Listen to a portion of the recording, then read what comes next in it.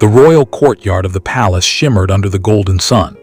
Soldiers stood in disciplined silence, fountains whispered softly, and at the center of it all stood King Aravan, known across the land for his wisdom, but today there was a shadow of concern in his eyes.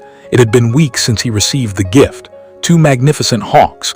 Their feathers gleamed like polished steel, their eyes sharp as lightning. They were rare, powerful, born to rule the skies. The king had been delighted. He immediately appointed two of his best caretakers to train them. At first, everything seemed perfect. One hawk soared, it cut through the sky like an arrow, swift, fearless, untouchable.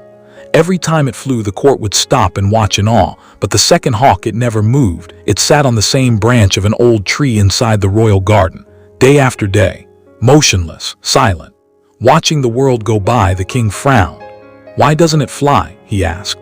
The caretakers lowered their heads. "We've tried everything, Your Majesty." So began the efforts. The king summoned the finest bird trainers from across the kingdom. Experts arrived, each more confident than the last. They whistled, commanded, coaxed, even tried to scare the hawk into flying. Nothing worked. The hawk remained still. Days turned into weeks. The king grew restless. Sleepless nights followed. His mind echoed with one question: what is holding it back? One evening, as the sky burned orange and the palace fell into quiet, a guard approached hesitantly.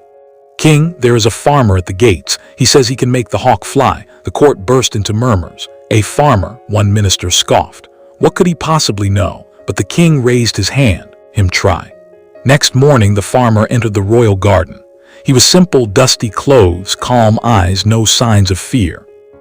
He didn't bow deeply or speak grand words. He just looked at the hawk long, quiet, observing. The king leaned forward on his throne. "Can you make it fly?" The farmer nodded gently. "Yes, Your Majesty, but not in the way they tried." A strange silence filled the air. The farmer walked toward the tree step by step. The hawk didn't move. The court watched closely, their breaths almost frozen. Then suddenly, crack, the sharp sound of wood splitting echoed across the garden. The farmer had struck the branch with a single, precise blow. The branch, the hawk's only resting place, began to break. For a moment, everything slowed. The hawk's claws slipped, its balance shook, its eyes widened in sudden fear. And then it fell. A gasp escaped the crowd. But just before hitting the ground, whoosh, the hawk spread its wings, strong, wide, powerful. It caught the wind, and in the very next second, it soared higher and higher, faster and faster, even more magnificent than the first hawk. The courtyard erupted in shock and awe. The king stood up, his heart pounding. His eyes followed the hawk as it danced with the clouds, free at last. He whispered. The farmer turned calmly and said, "Your Majesty, it always had the power to fly. It just never had a reason to leave the branch." Silence fell again, but this time it wasn't confusion, it was realization. The king smiled slowly, deeply moved. Sometimes the very place we feel safest in is the place that holds us back.